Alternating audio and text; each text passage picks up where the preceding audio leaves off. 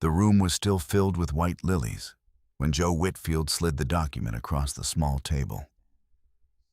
Addison Whitfield was still wearing black from her father's funeral. "Just sign it," Joe said quietly. His mother, Carol, stood behind him. Mark Whitfield leaned against the wall, arms folded, watching. "It's only transferring the inheritance into the family account," Carol added. "Your father would want the family taken care of." Several relatives were close enough to hear. Addison held the pen. She didn't argue. She didn't cry. But what none of them knew, what no one in that quiet funeral room understood, was that this moment would later be reconstructed, line by line, document by document. And the truth would not be kind. If you believe silence is not weakness, stay with this story until the end.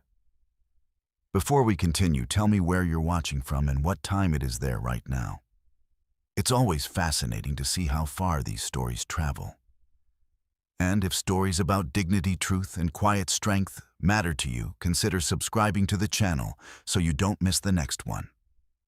Now, let's begin at the beginning. The funeral for Thomas Whitfield took place on a gray Tuesday morning in Columbus, Ohio.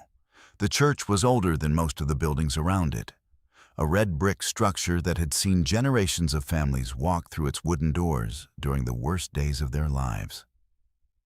The kind of place where grief moved quietly, like dust in sunlight. Addison Whitfield sat in the second pew. Her hands were folded in her lap, fingers resting against each other, with the stillness of someone trying not to tremble. She wore a simple black dress and a thin silver necklace her father had given her years ago when she graduated from college. Most people in the church saw a quiet woman in mourning. What they did not see was the way Addison noticed things. It was an old habit. Addison worked as a compliance coordinator for a regional logistics company, an unremarkable title that mostly meant reading documents, carefully tracking details others ignored, and keeping records that might one day matter. Details had always mattered to her. Her father had taught her that. Thomas Whitfield had spent 30 years as an internal auditor for a manufacturing firm outside Columbus. His job had never been glamorous. It had been patient work numbers, reports, policies, signatures. But Thomas believed something deeply. Paper trails told the truth when people didn't. Addison had grown up hearing that sentence, and over time, she had learned to believe it too. At the front of the church, Pastor Daniel Morgan spoke gently about Thomas Whitfield, about a man who believed in steady work, honest accounting, and quiet responsibility. Several of Thomas's former co-workers sat together near the aisle. One of them wiped his eyes when the pastor mentioned how Thomas used to bring coffee for the entire department every Friday morning. Addison noticed that too. She noticed who had come and who had not.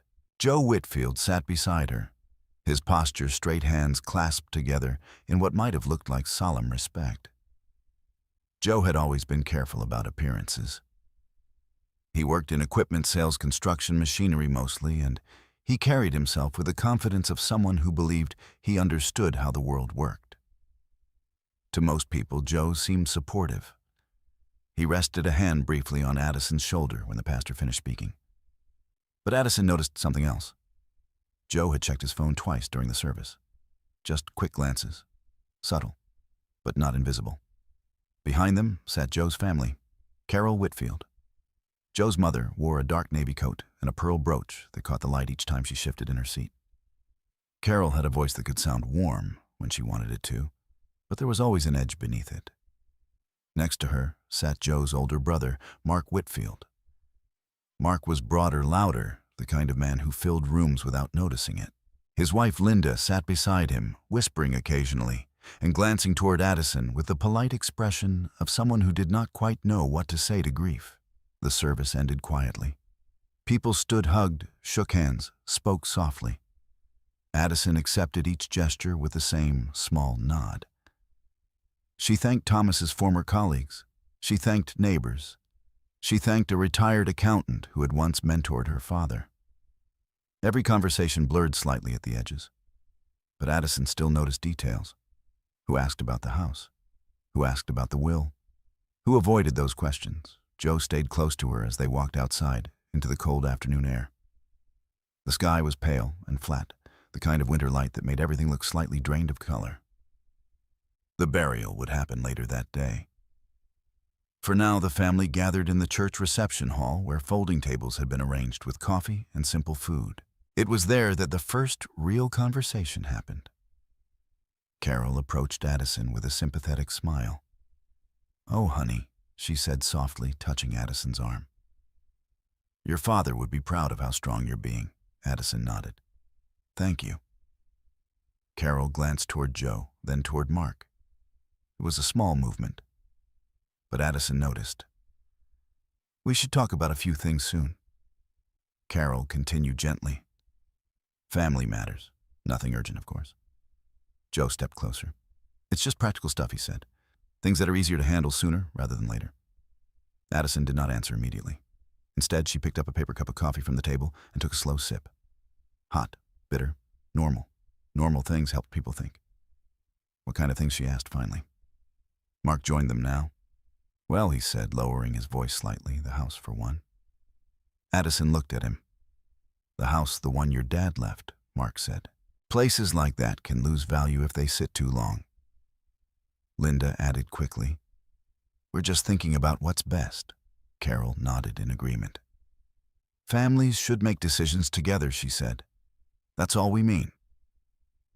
Addison listened. She did not interrupt. Joe spoke again. "Look, Addie," he said, using the nickname he preferred. "We'll figure everything out. We just want to make sure the money is handled responsibly." The word money hung in the air for a moment. Addison noticed something else then. Joe had said the word very easily. Too easily. Most people would hesitate to mention money on the same day as a funeral. But Joe had not hesitated at all. Addison placed the coffee cup back on the table. "My father only passed away 3 days ago," she said calmly. "Yes, of course," Carol replied quickly. "No rush." But Mark was already continuing. "We just mean it's good to start thinking ahead." Joe nodded. "Planning is smart." Addison studied each of their faces. She did not accuse them of anything. She did not raise her voice. But something inside her mind quietly marked the moment. The conversation ended there, at least on the surface. Later that afternoon, Addison stood beside the open grave as the casket was lowered slowly into the earth. The wind moved through the bare branches of nearby trees. Soil fell softly. A final sound. A final goodbye. Joe placed a hand on her back again. This time Addison did not move, because at that moment she remembered something her father had said to her only a few months earlier. They had been sitting at the small kitchen table in his house. Thomas had been reviewing some documents. "Addison," he had said casually, "if anyone ever rushes you to sign something important, that's your first warning sign." She had laughed then. "Dad, no one's going to rush me." Thomas had looked at her with a small smile. "Maybe not today." He tapped the paper in front of him. But someday, back at the cemetery, Addison watched as the last handfuls of soil covered the casket. Her father was gone, but his voice remained in her memory with perfect clarity. "If anyone rushes you to sign something important, that's your first warning sign." Addison Whitfield did not know yet how important those words would become, but she remembered them. And remembering things had always been her strength. 3 days after the funeral, the house Addison had grown up in felt both familiar and strangely distant. It stood at the end of a quiet street in Columbus, a modest one-story home with pale siding and a narrow front porch. The winter air carried the faint smell of cold soil and distant wood smoke. Addison unlocked the door slowly, the same way she had every Sunday for years when she came to visit her father. The hinges made the same soft creak. Inside the house still carried traces of Thomas Whitfield's routine. A coffee mug sat near the sink. The newspaper from the morning he went to the hospital remained folded neatly on the kitchen table. His reading glasses rested beside it. Addison stood there for a moment, her coat still in her hands, tucked into her sleeves. Grief did not always arrive loudly. Sometimes it came in quiet waves when familiar objects refused to move. She walked through the house slowly. Living room, kitchen, the hallway with framed photographs of birthdays and graduations. Her father's study sat at the end of the hall. That room had always been different. Thomas Whitfield believed in order. The desk inside was large, but rarely cluttered. Papers lived in folders. Folders lived in labeled drawers. Even the desk lamp had a precise place. Addison stepped inside and closed the door behind her. For the first time since the funeral, she allowed herself to sit in his chair. The leather creaked softly beneath her. She looked at the desk. Everything appeared exactly the same, but Addison knew better than to assume appearances meant anything. Her phone buzzed. A message from Joe. "Did you make it to the house?" Addison typed a simple reply. "Yes." 3 dots appeared almost immediately. "Good. Mom and Mark might stop by later to help you go through things." Addison paused before responding. "I didn't ask for help." Another pause. Then Joe replied, "They just want to support you." Addison set the phone down without answering. Support, she thought. That word had been used frequently over the last few days, often in conversations that eventually returned to the same subject: money. She turned toward the desk drawers. The top drawer held exactly what she expected: pens, a stapler, a small notebook Tommy used for grocery lists. The second drawer contained folders labeled in her father's careful handwriting: utilities, insurance, tax records. Addison slid out the tax folder first. Inside were several years of neatly arranged documents. Thomas had always believed taxes should be filed early and correctly. The third drawer held something more personal: old letters, greeting cards, a photograph of Addison at age 10 holding a fishing pole beside a lake. Her father stood behind her with one hand on her shoulder. Addison smiled faintly. Then she opened the bottom drawer. This drawer was locked. That was not unusual. Thomas Whitfield locked only 2 things in his house: his passport and important financial documents. Addison reached into her purse and removed a small key ring.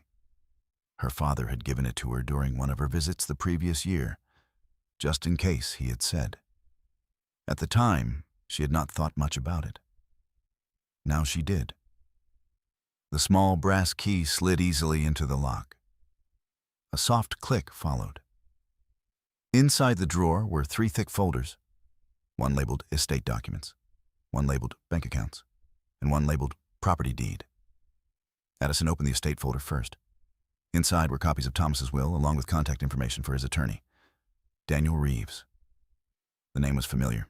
Thomas had mentioned him several times over the years. A careful lawyer, someone who believed paperwork should be done properly the first time. Addison continued reading. The will was straightforward. The house belonged entirely to her. So did the savings account Thomas had built over decades of quiet discipline. And a modest investment portfolio. Not enormous wealth, but enough to matter, enough to attract attention. Her phone buzzed again. "Joe, Mom says you shouldn't go through everything alone." Addison exhaled slowly. Before she could answer, another message arrived. "Mark is good with finances. He could help review the documents." Addison looked at the estate papers again. Then she typed, "I'm managing fine." 3 minutes passed. Then Joe called. Addison answered after the second ring. "Hey," Joe said. His voice sounded calm, almost cheerful. "You sure you're okay over there?" "Yes, Mom is worried about you. I'm working through some documents." Joe hesitated. "About that," he said, "we should probably talk about the inheritance." Addison leaned back in the chair. "What about it?" "Well, Joe said carefully when people receive money like that, it's smart to plan where it goes." "It's already planned," Addison said. "My dad planned it." Joe gave a small laugh. "Sure, but things change once you're married." Addison did not respond immediately. Joe continued. "I mean, legally it may be yours, but practically it's part of our life together." There it was again. The same idea that had hovered quietly around every conversation since the funeral. Joe lowered his voice slightly. Look, Addie, we're a family. Money shouldn't sit in separate corners. Addison's eyes drifted toward the window. Outside, the winter wind moved through the bare trees. Why are we discussing this today? She asked. Joe sounded surprised. What do you mean my father was buried 2 days ago? Joe sighed. I know, I'm not trying to pressure you. But the next sentence came quickly. I just think we should handle things before paperwork gets complicated. Paperwork. Addison's gaze returned to the open folder in front of her. Her father had always believed paperwork clarified things. Joe seemed to believe it complicated them. That difference felt important. Joe Addison said quietly, Did you talk to my father about his will before he passed? There was a short silence.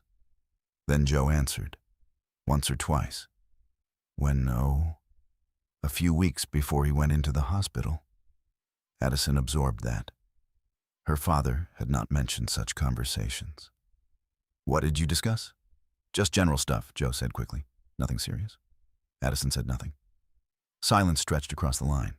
Joe cleared his throat. Anyway, Mom thinks it would be smart to move the inheritance into a joint investment account. That way, everything is organized. Addison looked again at the document in front of her. The will was clear. Everything was left to her alone. Not jointly, not conditionally. Her father's signature sat at the bottom of the page, neat, confident.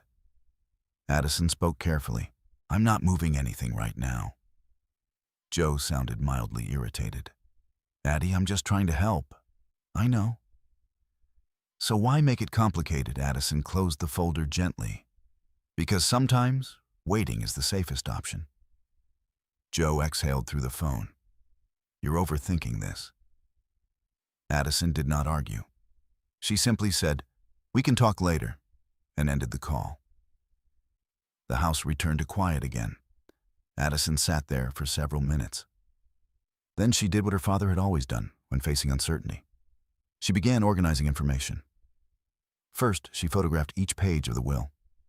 Then she scanned the bank account documents. Then she created a digital folder on her laptop labeled simply Estate Records. Every file received a date. Every document received a note. Addison did not yet know why she felt the need to do this. But instinct told her something important. Conversations about money were beginning too quickly. Questions were arriving too precisely, and people seemed unusually eager to help her manage something that had only just become hers.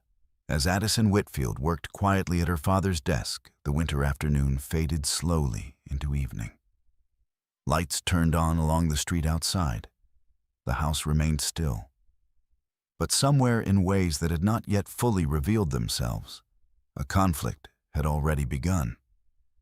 And Addison was starting to document it.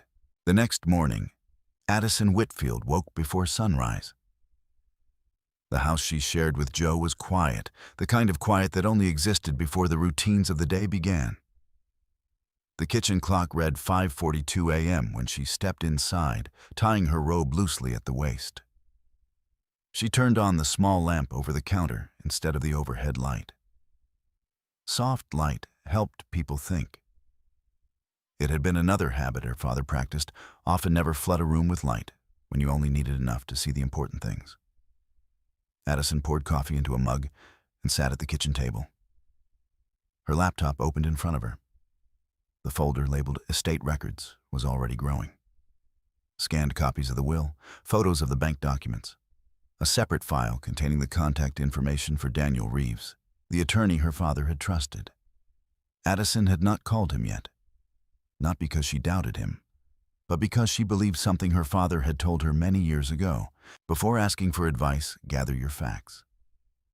So she was gathering them. She opened another document and began writing a timeline.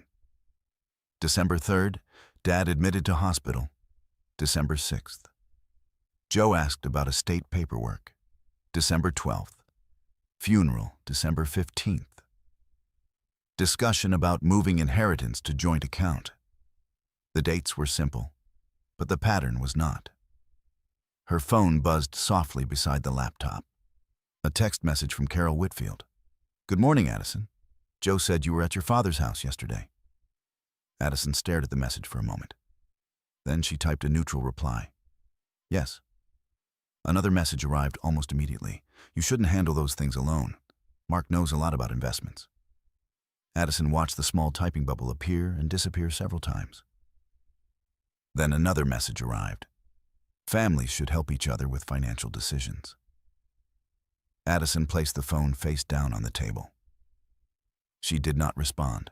Not every statement required an answer. Some statements simply required documentation. She opened a new folder inside her timeline. Family messages. Then she took a screenshot of Carol's text. Saved. Timestamp visible. The coffee had cooled slightly by the time Addison finished organizing the messages. She took a sip and leaned back in the chair. Joe entered the kitchen 10 minutes later.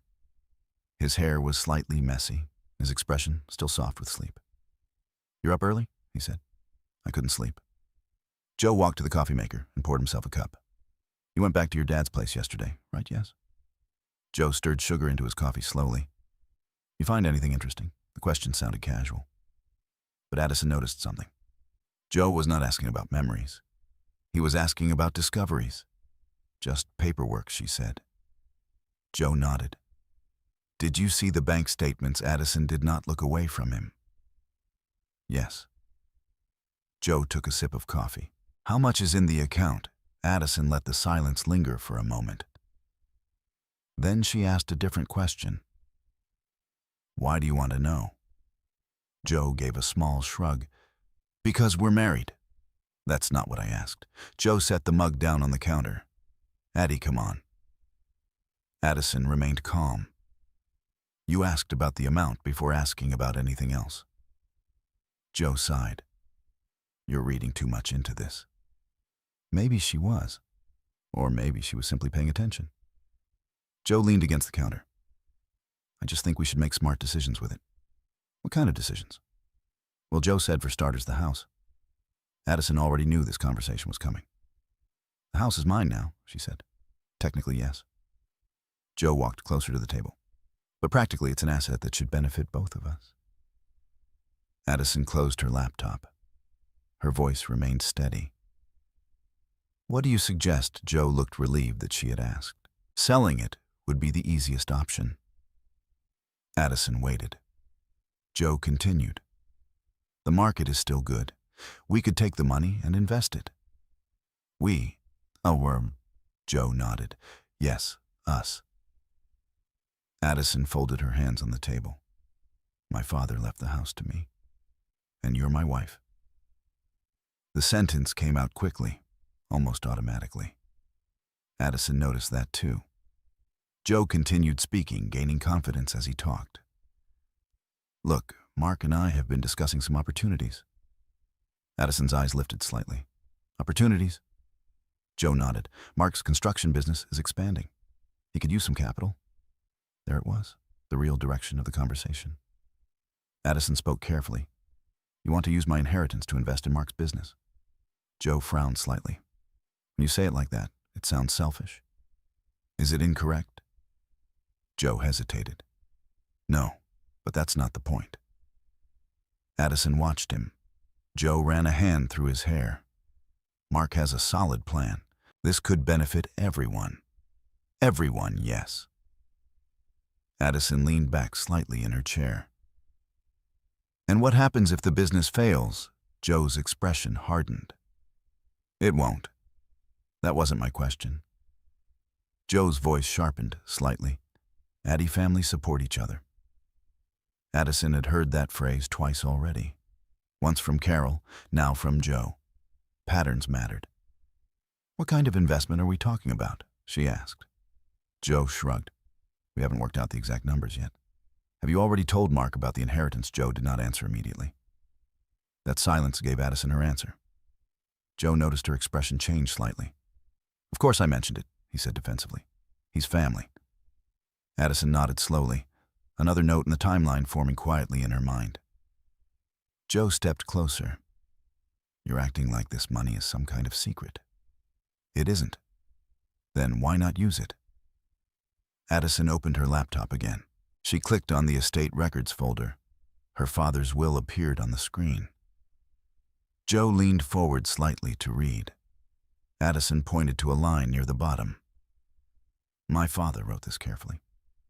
Joe glanced at the page. So he left everything to me directly? Joe frowned. Yes, no conditions. Joe crossed his arms. Okay. Addison met his eyes. He made that decision intentionally. Joe exhaled sharply. You're making this complicated. Addison closed the laptop again. Maybe. Joe stared at her for several seconds, and he spoke more softly. You don't trust me? The question hung in the air. Trust was not something Addison liked to answer quickly, because trust was not built from promises. It was built from patterns, and patterns took time. I trust actions, she said finally. Joe looked confused. What does that mean? It means I prefer decisions that make sense on paper. Joe shook his head.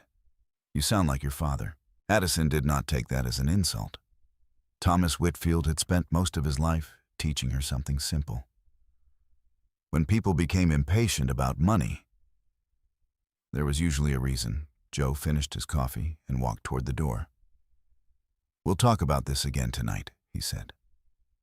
Addison nodded. Maybe. Joe left for work 10 minutes later. The house fell silent again. Addison reopened the timeline on her laptop. She added another entry. December 17th. Joe suggested selling house and investing inheritance in Mark's business. Then she paused. After a moment, she added another line. Joe confirmed he had already discussed inheritance with Mark. She saved the file. Outside the kitchen window, the early morning sun had finally begun to rise. The light moved slowly across the table. Addison Whitfield watched it for a moment. She still did not know exactly where the situation with Joe and his family would lead. But she knew one thing, with quiet certainty. The pressure was beginning. And she intended to keep a record of every step. 3 days later, Carol Whitfield suggested they visit Thomas Whitfield's house together. The idea arrived through a phone call that sounded, at least on the surface, thoughtful. Addison's sweetheart. Carol said, her voice soft, with the careful sympathy she often used when other people were listening. Your father's place must be overwhelming right now. Mark and Linda offered to help you sort through things. Addison stood in her living room while Carol spoke, her phone balanced against her ear. I'm managing, Addison replied calmly. Oh, I'm sure you are, Carol said quickly. But houses collect so much over the years. Boxes, paperwork, old furniture. It would be easier with a few extra hands. Addison looked toward the window. Outside, the sky was pale and cold again. Maybe just a short visit, Carol added. We could all go together this afternoon. Addison hesitated. Her instinct was to say no. But another instinct, the one that had been quietly guiding her since the funeral, suggested something different. If people wanted to reveal their intentions, sometimes the best way to see them clearly was simply to let them talk. All right, Addison said. Carol sounded pleased. Wonderful. Joe can meet us there after work. The house felt different that afternoon when Addison unlocked the front door. Not physically different, but quieter in a way that felt protective. She stepped inside and waited. The others arrived 15 minutes later. Mark's pickup truck pulled into the driveway first, followed by Carol's sedan. Joe arrived last. He gave Addison a quick hug when he entered the house.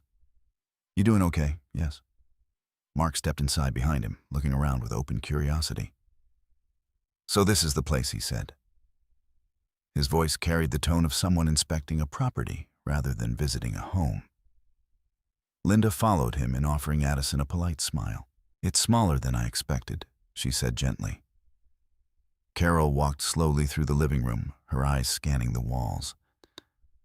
Houses from this era always feel a bit tight, she said. Addison did not respond. The house had never felt tight to her. It had felt stable. Mark wandered toward the hallway. You started cleaning yet? He asked. Not much. Well, Mark said, rolling up his sleeves, let's take a look around. He walked toward Thomas Whitfield's study before Addison could answer. Addison followed. The study door was already open. Mark stood near the desk, glancing over the shelves. Your dad kept a lot of paperwork, he said. Yes. Mark pulled open one of the drawers. Addison spoke quietly. Please don't do that. Mark looked up. Relax, he said. Just curious. He closed the drawer halfway but didn't step away. Joe walked into the room then. "What's in here?" he asked. "My father's records." Joe nodded. "We should probably organize them." Addison leaned against the doorway. "I already started." Carol stepped inside behind them. "This room could be cleared out entirely," she said. "If the house is going to be sold, buyers prefer open spaces." Addison looked at her. "I'm not selling it." Carol blinked. "Well, not immediately," she said smoothly, "but eventually it would make sense." Mark turned from the desk. "Honestly, Addie, you could get a decent price for this place." Joe nodded. "We talked about that." Addison noticed the word "we" again. She walked to the desk and gently closed the drawer Mark had opened. "My father lived here for 37 years, she said. Linda glanced around the room. "It's just a lot of responsibility for one person." "Responsibility," Addison repeated. "Maintenance," Linda explained. "Taxes, repairs." Mark added, "And empty houses lose value fast." Addison watched each of them speak. Not one person mentioned memories. Not one person asked which items she might want to keep. The conversation stayed focused on the same topic: value. Joe leaned against the wall. "Addie, nobody is saying you have to decide today." Addison nodded. "I know." Carol clasped her hands together. "We're just trying to help you think ahead." Addison walked slowly to the bookshelf. Her father's books were arranged exactly as he had left them. Accounting manuals, local history volumes, a small collection of mystery novels he read on quiet evenings. She ran her finger along the spine of one book. Joe continued speaking behind her. "If we sell the house and combine the funds with the savings account, we could build a solid investment." Addison turned slightly, combined them where Joe hesitated for a moment. "A joint account." Mark nodded approvingly. "That way it's easier to manage."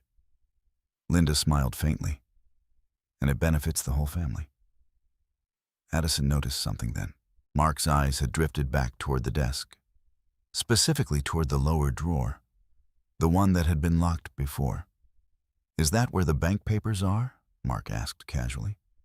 Addison stepped in front of the desk. "Yes." Mark's tone remained light. "Mind if I take a quick look?" "Yes." The answer came without hesitation. Mark raised his eyebrows slightly. "Just trying to help." "I know." Joe stepped closer. "Addie, Mark deals with business finances all the time." Addison kept her voice even. "My father trusted his attorney to handle the estate." Joe frowned slightly. "You already talked to the lawyer. I have his contact information." Carol sighed softly. "Lawyers complicate things." Addison met her eyes. Sometimes they clarify things. For a moment, no one spoke. The tension into the room shifted slightly. Then Mark shrugged. "Suit yourself." He stepped away from the desk and walked back into the hallway. "Let's see the garage," he said. Joe followed him. Linda and Carol remained in the study with Addison. Carol lowered her voice. "Addison, I hope you don't think we're trying to take advantage of you." Addison said nothing. Carol continued. "You're part of this family." Linda nodded. "We only want what's fair." Addison looked at them quietly. "What does fair mean?" Carol blinked. "Well, shared responsibility and shared benefits," Linda added. Addison studied their expressions. Then she asked one simple question. "If my father had left the house to Joe instead of me, would we be having the same conversation?" Carol and Linda both hesitated. That hesitation answered the question. Footsteps sounded from the hallway. Mark returned. "You've got some tools out there," he said. Joe followed behind him. "Addie, we should really start thinking about next steps." Addison walked to the window. Outside, Mr. Howard Green, the elderly neighbor who had lived across the street for decades, was slowly raking leaves along the sidewalk. He glanced toward the house. Their eyes met briefly. Then he looked away politely. Inside the study, the conversation continued. Mark's voice carried a sharper tone now. "No offense, but sitting on money isn't smart." Joe added, "We just want to make sure everything is handled properly." Addison turned back toward them. Handled by who? Mark answered quickly. By us. The word landed heavily in the room. Addison looked at each of them. Joe, Carol, Mark, Linda. 4 people standing inside her father's study. 4 people discussing what should happen to something that did not belong to them. Addison did not raise her voice. She simply said, I appreciate the concern. Then she walked to the door. But I'll manage my father's estate myself. Joe looked frustrated. We're trying to help. Addison nodded. I know. And that was the end of the visit. Or at least the end of what anyone in that room believed was happening. Because while the others gathered their coats and walked toward the front door, Addison Whitfield remained standing quietly in the study. Her eyes moved slowly across the room. Desk, drawers, shelves, windows. Every detail exactly as it had been earlier that morning. Except for one small thing, the bottom drawer of the desk was slightly open, just half an inch. Mark Whitfield had been standing near it earlier. Addison stepped forward and closed the drawer carefully. Then she reached into her purse and removed her phone. She opened the Notes app and added another entry to the growing timeline. December 20th, family visit to house. Mark attempted to access desk records. She saved the note, because something about the afternoon had become very clear. The Whitfield family had not come to help her clean. They had come looking for something, and Addison intended to find out exactly what it was. The next morning, Addison Whitfield drove to the bank. The building sat on the corner of a quiet street in downtown Columbus, its glass doors reflecting the pale winter sky. Addison had visited this branch before with her father several years ago, when Thomas Whitfield had insisted she learn how his accounts were organized. At the time, the visit had seemed unnecessary. Now she understood why he had wanted her to remember the place. Addison parked across the street and sat in the car for a moment before going inside. She wasn't nervous, but she was careful. The conversation at the house 2 days earlier had settled something in her mind. Joe and his family were no longer speaking about the inheritance in vague terms. They were asking specific questions. Questions about amounts, about access, about paperwork. Those kinds of questions usually came from people who believed the answers would benefit them. Addison stepped out of the car and crossed the street. Inside the bank was warm and quiet. A few customers stood in line near the tellers while a television mounted on the wall displayed muted financial news. Addison approached the reception desk. "Good morning," the receptionist said with a polite smile. "Good morning," Addison replied. "I need to speak with someone about an account that recently transferred to my name through an estate." The receptionist nodded. "Of course. One moment." A few minutes later, Addison was led into a small office with glass walls. A woman in her 40s sat behind the desk. Her nameplate read, Angela Martinez, Senior Account Specialist.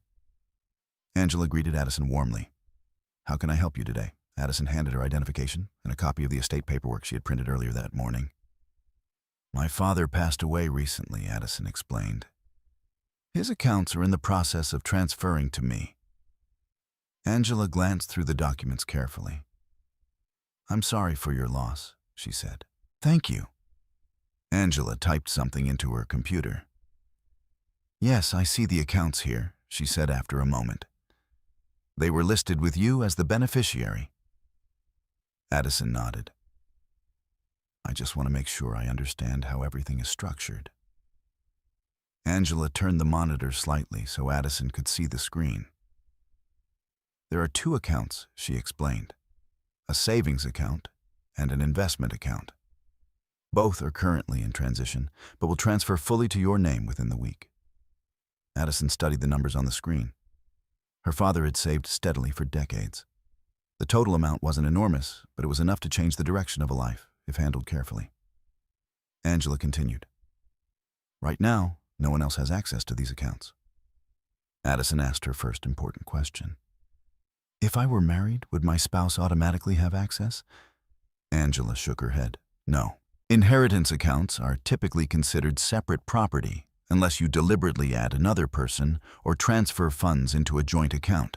Addison felt a small confirmation settle quietly in her chest. Her father had been right.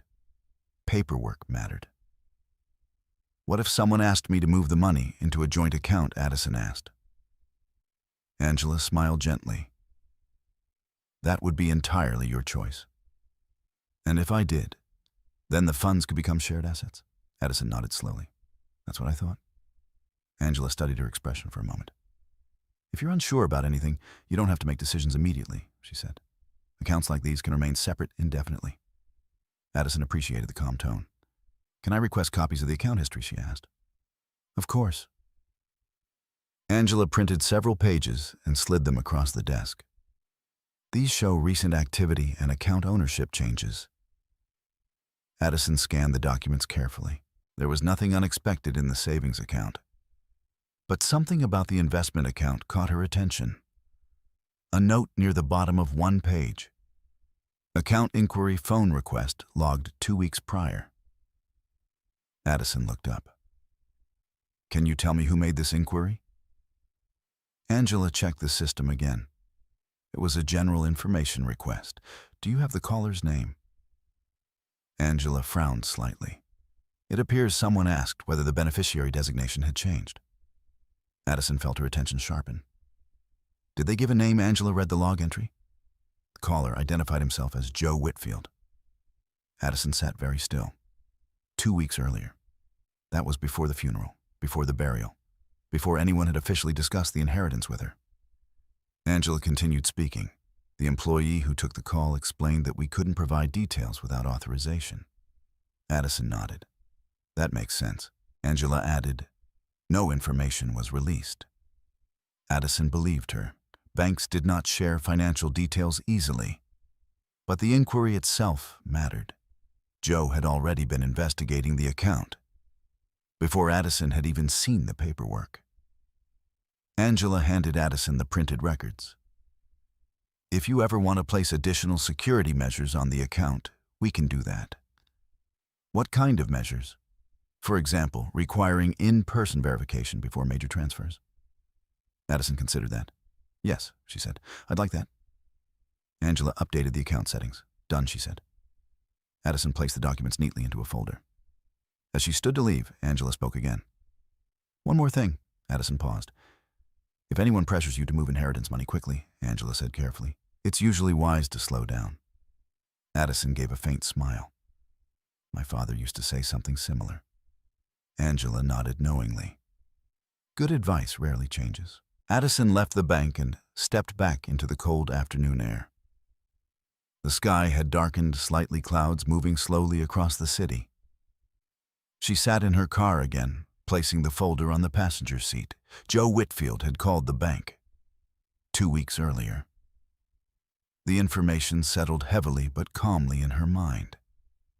It didn't prove wrongdoing, but it revealed something important. Interest, curiosity, preparation. Addison started the car and drove home. Joe arrived shortly after 6 that evening. He walked into the kitchen while Addison was cooking dinner. Hey, he said casually. Hi. Joe set his briefcase on the counter. Did you do anything interesting today? Addison continued stirring the pot on the stove. I went to the bank. Joe's head lifted slightly. Oh, I wanted to understand how the accounts work. Joe nodded slowly. That's smart.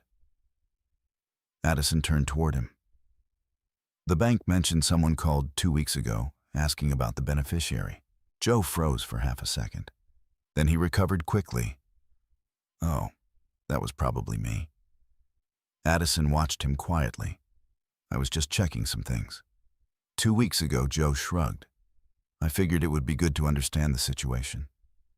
Addison turned back to the stove. You didn't mention that before. Joe sounded defensive. It wasn't a big deal. Addison nodded slightly. Maybe it wasn't. But timing mattered. And Joe had started asking questions about her father's accounts before Thomas Whitfield had even been buried. Dinner that night passed mostly in silence. Joe spoke occasionally about work. Addison listened. But in her mind, another line had already been added to the timeline. December 6th, Joe contacted bank about beneficiary status. Later that night, after Joe had gone to bed, Addison sat at the kitchen table again. The folder of bank records lay open. She studied the documents carefully. Numbers, dates, notes, everything clear, everything quiet. And yet, something about the situation had begun to shift. Joe and his family believed they were guiding the conversation. They believed Addison was simply reacting. But in truth, Addison Whitfield had begun building something far more powerful than an argument. She was building a record. And records, when assembled carefully enough, had a way of revealing the truth, even when people tried very hard to hide it. 3 days after her visit to the bank, Addison Whitfield scheduled a meeting with the attorney her father had trusted for years. Daniel Reeves' office was located on the 3rd floor of a quiet brick building not far from the courthouse in downtown Columbus. The sign near the entrance read, "Reeves and Dalton Estate and Probate Law." Addison arrived 10 minutes early. She had always believed arriving early to important conversations gave a person time to observe things. The waiting room was small but orderly. 2 leather chairs faced a wooden coffee table stacked with legal magazines and estate planning brochures. A framed certificate from the Ohio State Bar hung neatly on the wall. Nothing in the room felt rushed. That alone reassured her. A receptionist greeted Addison and asked her to take a seat. A few minutes later, a tall man in his late 50s stepped out of the hallway and extended his hand. "Addison Whitfield," he said. "Yes, I'm Daniel Reeves. Your father spoke about you often." His handshake was firm, but not overly formal. "I'm sorry for your loss," he added. "Thank you." Daniel gestured toward his office. "Come in." The office was larger than the waiting room, but carried the same sense of quiet order. Bookshelves lined the walls filled with legal texts and neatly labeled case binders. Daniel sat behind his desk while Addison took the chair opposite him. He folded his hands calmly. "I handled your father's estate planning for almost 15 years, he said. "He was a very careful man." Addison nodded. "Yes, he was." Daniel opened a file folder already sitting on his desk. "I assume you've reviewed the will." "I have. And everything appears straightforward, yes." Daniel studied her expression for a moment. "But something is troubling you," he said. It was not a question. Addison reached into her bag and placed a thin folder on the desk. Inside were copies of several things she had collected over the past week. Screenshots of messages, notes from conversations, printed bank records. Daniel adjusted his glasses and began reading. He said nothing for several minutes. Addison watched the clock on the wall tick quietly forward. Finally, Daniel looked up. "Tell me about your husband," he said. Addison considered the question carefully. "Joe works in equipment sales," she said. "He's ambitious. He likes opportunities." Daniel nodded slowly. "And his family close," Addison said. Daniel gave a faint smile. That word can mean many things. Addison understood the meaning behind it. "They've suggested I sell the house and move the inheritance into a joint account," she said. Daniel leaned back slightly. "And how do you feel about that? I haven't agreed to anything." "Good." Daniel tapped the documents lightly. "Let's start with something important," he said. "Your father structured this estate very deliberately." Addison listened. "The house," Daniel continued, "transfers entirely to you." "Yes." "The savings account and investment account also transferred directly to you." Addison nodded again. Daniel folded his hands. "In legal terms, this is considered separate inheritance property." Addison had heard those words at the bank, but hearing them again from her father's attorney carried more weight. "What does that mean for my marriage?" she asked. "It means," Daniel said calmly, "that unless you voluntarily combine these assets with marital accounts, they remain yours alone." Addison felt the confirmation settle quietly inside her. Joe had implied something different. Daniel continued. "If you deposit the money into a joint account or use it to fund a joint investment, the legal classification can change." Addison understood immediately. "So once it's mixed," she said, "it's no longer separate, correct?" Daniel slid the printed bank record back toward her. "And based on this inquiry from your husband, it appears he's already thinking about access." Addison remained calm. "He said he was just asking questions." Daniel nodded. People often say that. He studied the timeline Addison had created. You documented these events yourself, yes. Daniel tapped the page with quiet approval. That's a very good habit. Addison felt a brief memory surface, her father sitting at the kitchen table with a stack of files. Write things down while they're still fresh. Daniel turned another page. These messages from your mother-in-law, he said. They're applying social pressure. Addison nodded. Family unity, shared responsibility. Daniel smiled faintly. Yes, I've seen that language before. He leaned forward slightly. Addison, I'm going to ask you a direct question. All right? Has anyone asked you to sign documents yet? Addison thought about the funeral reception, Joe sliding the paper across the table. Yes, she said. Daniel's eyebrows lifted. When the day of the funeral? Daniel exhaled slowly. What kind of document? I didn't read the full text. Joe said it would transfer the inheritance into a family account. Daniel leaned back in his chair. For the first time since the meeting began, he looked genuinely displeased. That was extremely inappropriate, he said quietly. Addison did not react emotionally. She simply listened. Daniel continued. When someone asks a grieving beneficiary to sign financial documents during a funeral gathering, that raises serious concerns. Addison knew he was right, but hearing it stated so clearly made the memory sharper. What should I do now, she asked. Daniel answered immediately. Nothing. Addison waited. Specifically, Daniel said, do not sign anything. She nodded. Do not transfer any funds. Understood. And do not sell the property until you've had time to make a fully informed decision.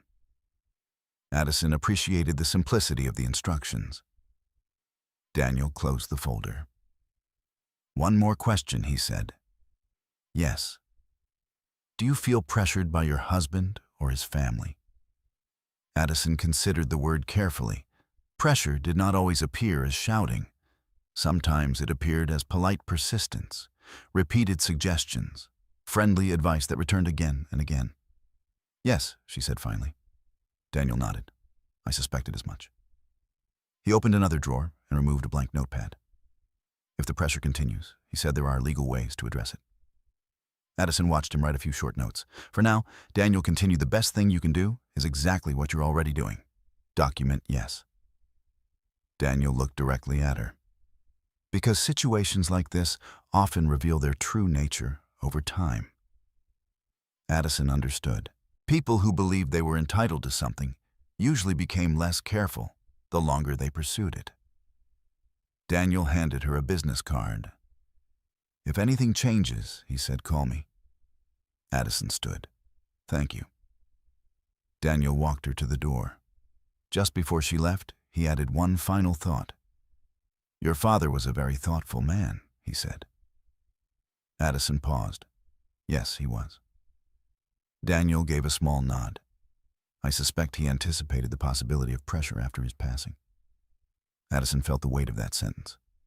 Thomas Whitfield had not been suspicious by nature, but he had been observant, very observant. As Addison stepped out of the office building and into the cold afternoon air, she felt something inside her settle into place. Until that moment, she had been reacting to events. Now she understood something clearly. Her father had prepared the legal framework. Daniel Reeves had explained the rules. And Addison Whitfield had already begun collecting the record. The pressure from Joe and his family had not ended. In fact, it was only beginning. But Addison was no longer uncertain about how to face it.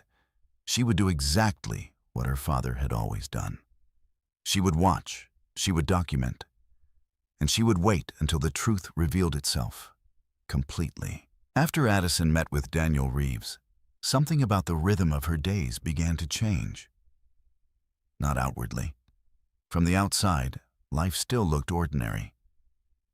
She went to work each morning at the logistics company where she had been employed for almost 8 years. She answered emails, reviewed compliance reports, and attended the same quiet meetings she always had. But internally, Addison's attention had sharpened.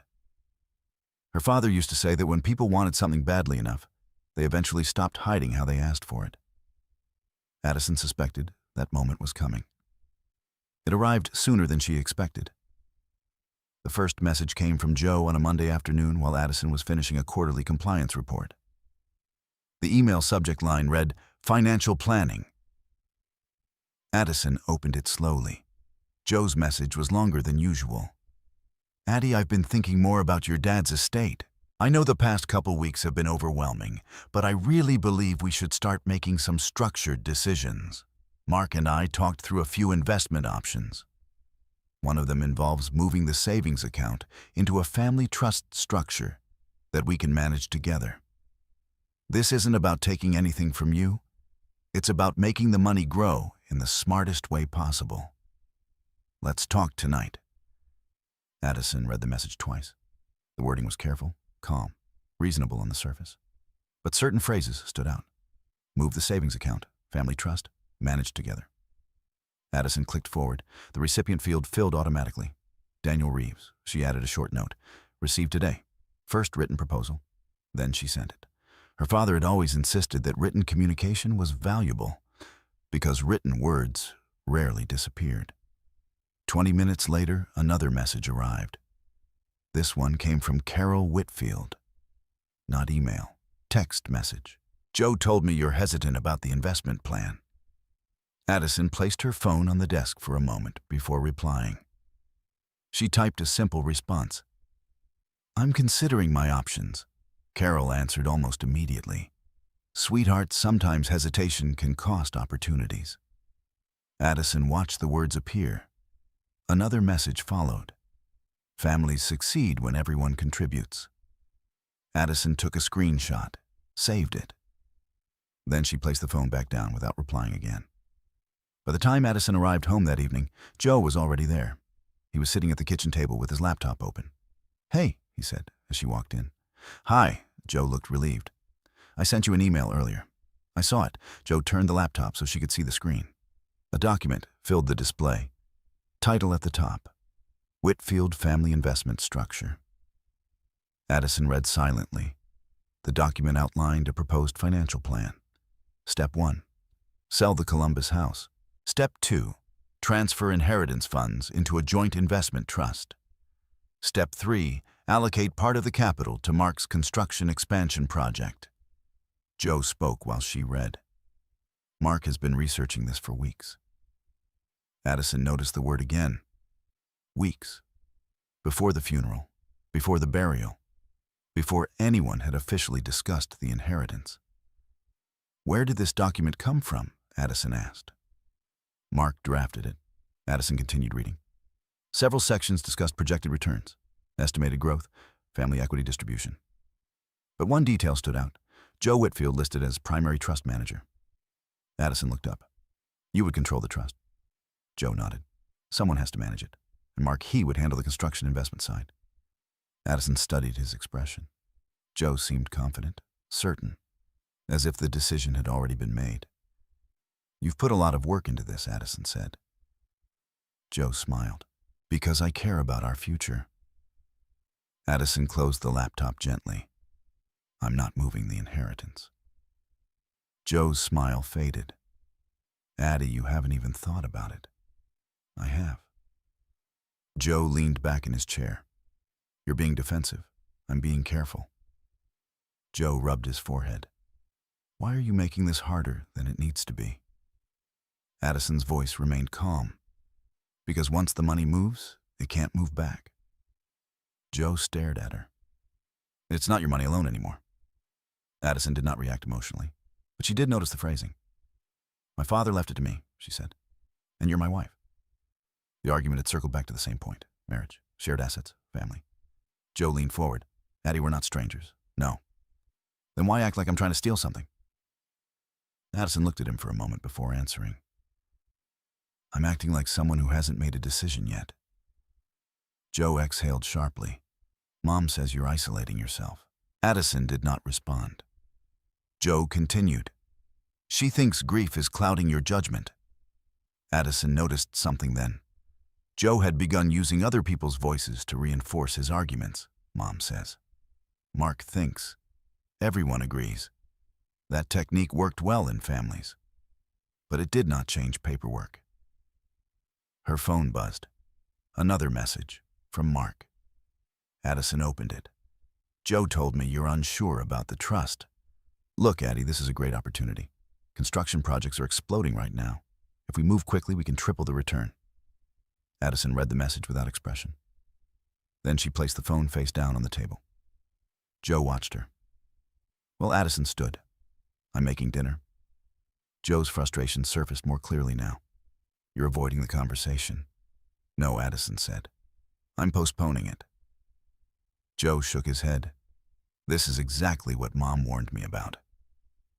Addison paused. What did she warn you about? Joe hesitated. Nothing. But the sentence had already revealed something important. Carol Whitfield had been discussing Addison's behavior with Joe privately, planning arguments, preparing explanations. Addison placed a pot on the stove and turned on the burner. Behind her, Joe continued speaking. You're acting like we're your enemies. Addison stirred the pot slowly. I'm acting like someone who reads documents before signing them. Joe stood. Fine, he said sharply. Take all the time you want. He walked out of the kitchen. A moment later, Addison heard the bedroom door close down the hall. The house fell quiet again. Addison finished cooking dinner. She ate alone at the kitchen table. When she finished, she opened her laptop. The folder labeled Estate Records had grown larger. Inside, she added 3 new files. Joe_email_financialplanning.pdf. Carol_text_family_contribution.png. Mark_text_construction opportunity.pn. Each file received a timestamp. Each file received a note. Addison leaned back in her chair and reviewed the timeline she had built. The pattern was becoming clearer. First came the conversations, then the suggestions, then the written proposals. The requests were becoming more structured, more specific, and more urgent. Daniel Reeves had been right about something. Pressure revealed itself over time. And Addison Whitfield was beginning to see exactly how determined Joe and his family were to gain control of the inheritance. What they did not realize was something far more important. Every message they sent, every document they shared, every argument they made, was quietly becoming part of a record. And records once complete enough had a way of telling the full story, even when the people inside that story believed they were still in control. Carol Whitfield arranged the dinner for the following Saturday. She presented the idea as something simple. A family conversation she said over the phone earlier that week.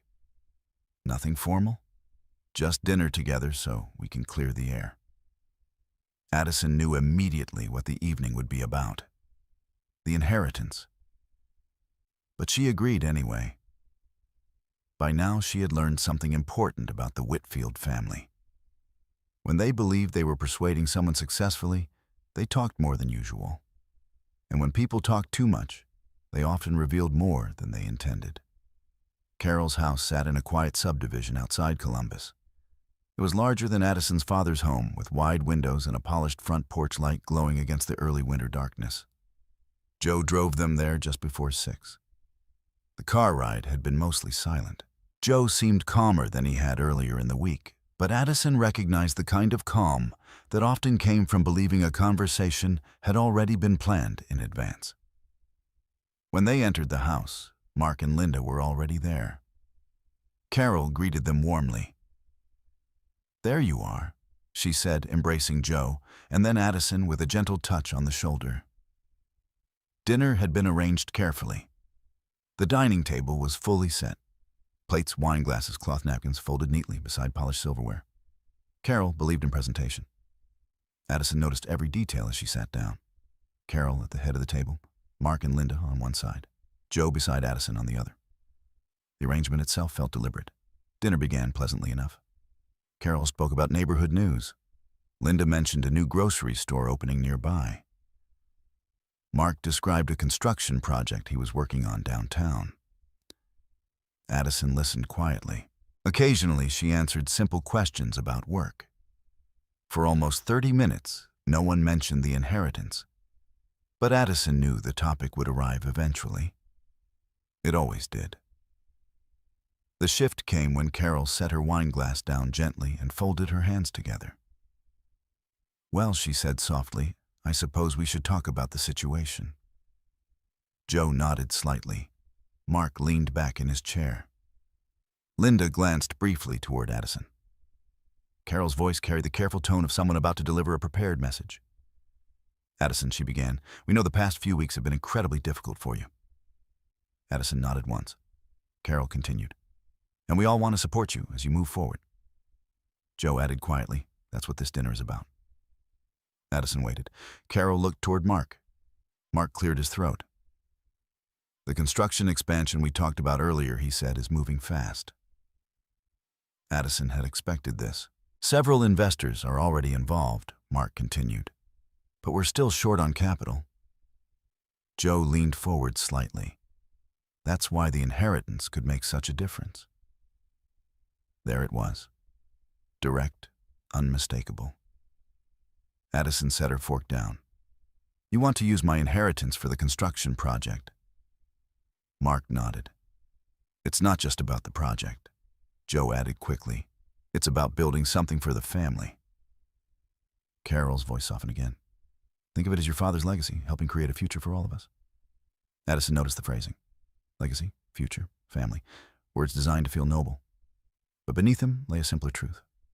Money. She asked a calm question. "How much capital does the project require?" Mark answered immediately. 200,000. The number landed quietly on the table. Addison did not react outwardly.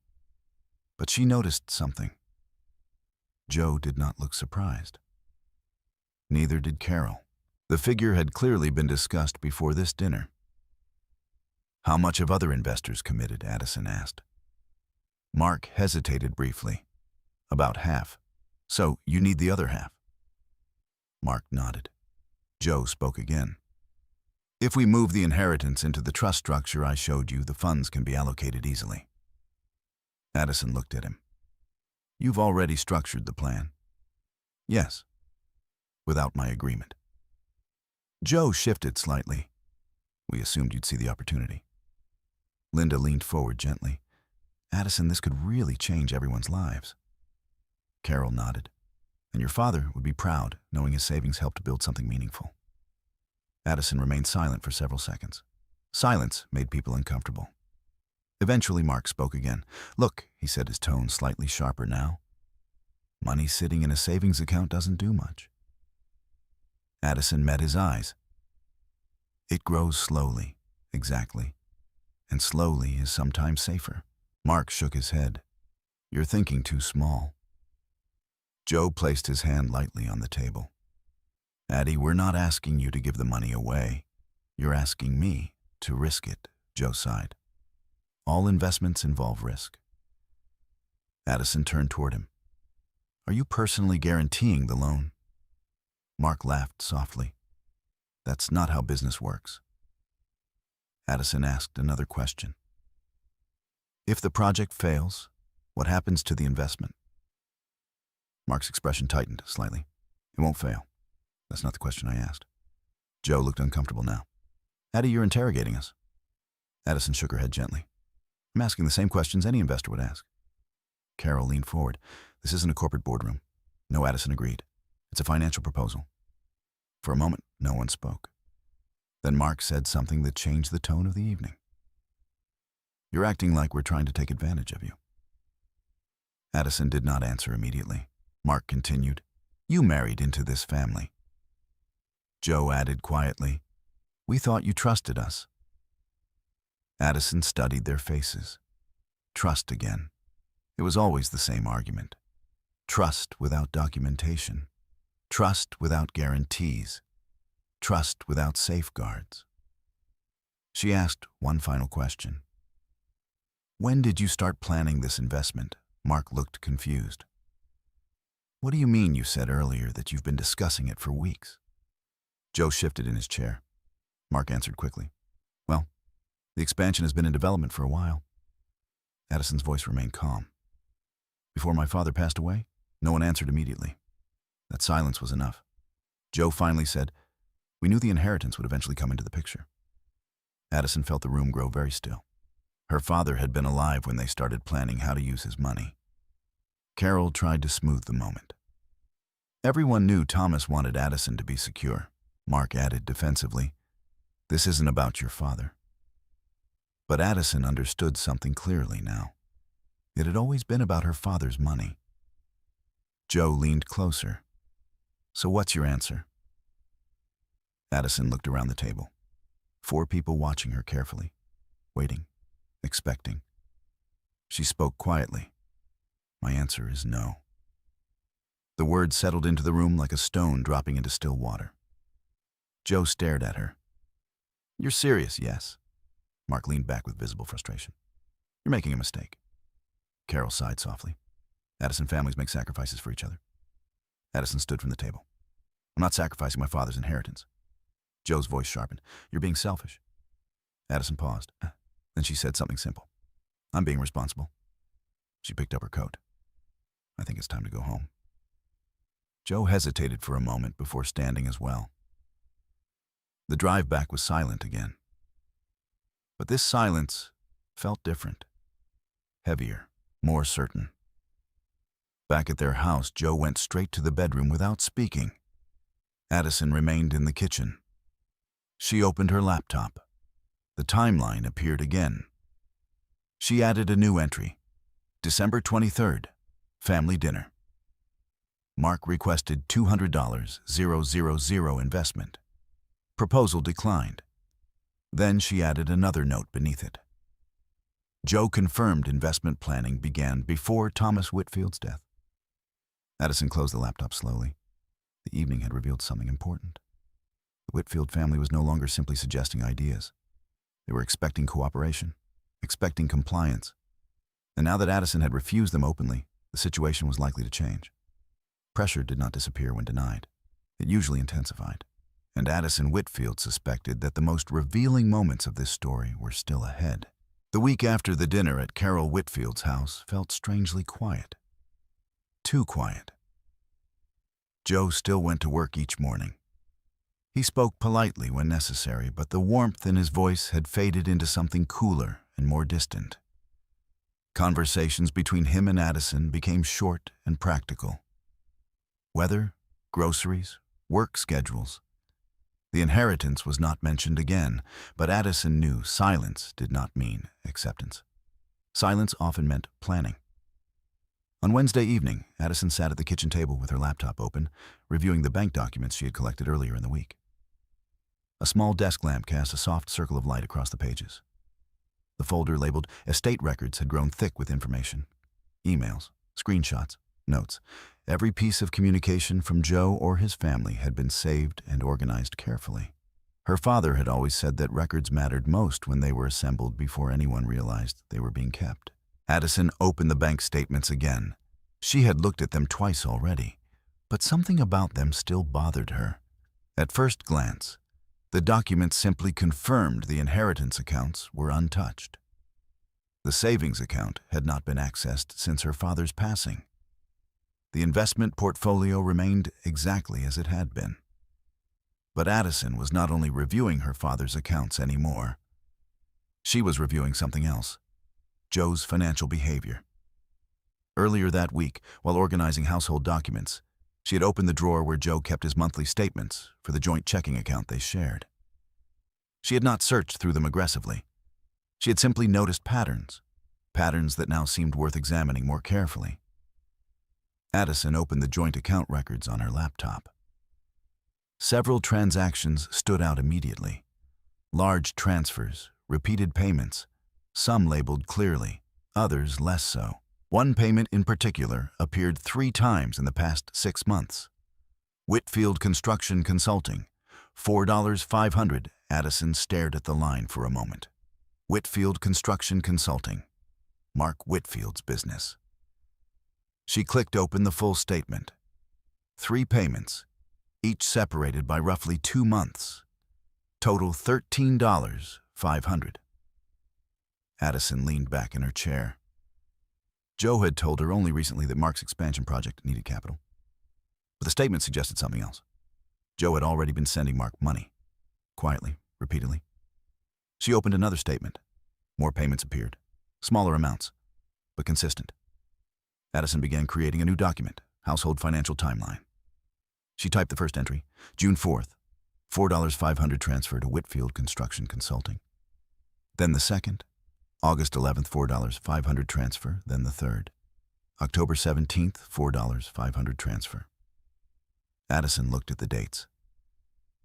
Months before Thomas Whitfield's death, Joe had been financially supporting Mark's business long before the inheritance conversation began. Her phone buzzed. A message from Daniel Reeves. Addison opened it immediately. Received your forwarded emails. Document everything. If additional written proposals arrive, save them. She typed a quick reply. Understood. Then she returned to the statements. Another pattern emerged. Credit card balances. Joe's personal credit card had increased significantly over the past year. Addison opened the latest statement. Balance $41,280. Her breath slowed slightly. That was far higher than she had expected. Joe had never mentioned debt anywhere near that amount. She continued reading. Many of the charges were ordinary. Travel, restaurants, equipment purchases related to work. But several large payments had gone directly to Mark's company. Another connection. Addison added another line to the timeline. Joe credit card balance increased significantly during same period as transfers to Mark's business. She sat quietly for several minutes studying the pattern. Joe's financial situation was not simply tight. It was strained. Mark's business appeared to be absorbing money from multiple directions, which meant the proposal at the family dinner had not been about opportunity. It had been about relief. The inheritance represented a solution to financial pressure that had already existed for months. Addison closed the laptop for a moment and stared at the kitchen wall. Her father's words drifted back into memory again. People reveal their priorities through their transactions. Thomas Whitfield had believed that financial behavior told a clearer story than when promises ever could. The house door opened. Joe walked in. He looked tired. "Hey," he said. "Hi." Joe dropped his keys on the counter. "Long day." Addison nodded. "Dinner's in the fridge." Joe opened the refrigerator and pulled out a container. He placed it in the microwave and leaned against the counter while it heated. After a moment, he glanced toward the table. "You working on estate stuff again?" "Yes." Joe seemed uninterested. That must be exhausting. Addison watched him quietly. "Joe," she said. "Yeah, how is Mark's construction project going?" Joe paused. "Fine, I think. You've been supporting it for a while." Joe's expression changed slightly. "What do you mean?" Addison turned the laptop toward him. The bank statement remained open. Joe looked down at the screen. The payment line sat clearly in the center of the page. Whitfield Construction Consulting, $4.500. Joe frowned. "You went through the statements?" "Yes." Joe straightened. "That's from the joint account?" "Yes." "So it's our money." Addison remained calm. "You never mentioned sending Mark that much." Joe's voice tightened. "It's just temporary support. 3 payments." Joe crossed his arms. Mark needed help stabilizing the project. Addison waited. Joe added quickly, "He's paying it back." Addison asked quietly, "Has he?" Joe did not answer immediately. That hesitation spoke louder than anything else. Joe looked frustrated now. "Why are you digging into this? I'm trying to understand the investment proposal." Joe shook his head. "You're acting like an auditor." Addison almost smiled. "That's how my father approached money." Joe rubbed his temples. "Look, Mark's project is going to work out. That's not what the numbers suggest." Joe stared at her. "You don't trust my family." Addison did not answer directly. Instead, she said, "Your credit card balance is over $40,000. Joe's eyes widened. "You went through that too." "It's on the household statements." Joe looked away. "That's temporary." Addison remained calm. "Does Mark know about the debt?" Joe didn't respond. Addison felt the final pieces of the puzzle begin to align. Joe and Mark were both under financial pressure. The construction project needed capital.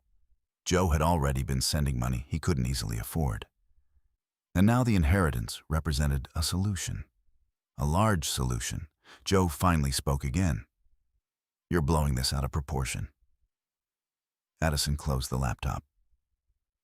"I'm documenting reality." Joe laughed bitterly. "Of course you are." He picked up his plate of food and walked toward the living room. "Enjoy your spreadsheets," he said. The television turned on a moment later. Addison remained at the table. She reopened the laptop. Timeline had become much longer, but the story inside it was becoming clearer. Joe's family had not suddenly developed interest in her father's inheritance. They had been moving toward it for months. The dinner, the emails, the investment proposal. None of it had been spontaneous. It had been part of a plan, and Addison Whitfield was beginning to understand just how much pressure that plan had been designed to relieve. What Joe did not yet realize was that every financial transaction he had made, every email he had sent, every argument he had delivered at the dinner table, was quietly building the evidence Addison might one day need. Because numbers had a way of revealing truths that words tried to hide. And the numbers were beginning to tell a very different story than the one Joe Whitfield had been trying to sell. 2 days after Addison finished reviewing the bank statements, Daniel Reeves called her. The call came late in the afternoon while Addison was still at work.